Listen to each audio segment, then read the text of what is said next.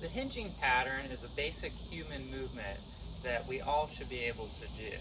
If you can't do a hinging pattern correctly, this might lead to back pain and other dysfunction. To make sure that you're doing a hinge properly, first thing you want to do is just grab a stick or a dowel. You're going to put it on your back. You're going to get the back of the head, the shoulder blade, and the tailbone all in contact with the stick.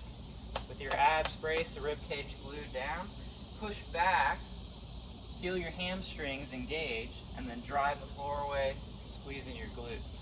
So if you are doing this and you are losing contact with the stick, in this point right here in my low back, that means that we're not hinging correctly, that we're actually rounding the spine.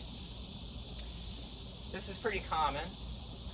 We usually are kind of stuck in our head, and so we don't really think with moving into the hips. If the stick doesn't work, we can grab a light kettlebell or a dumbbell, get in this handcuff position back here, shoulders back and down, abs braced, and then push your hips back into that implement.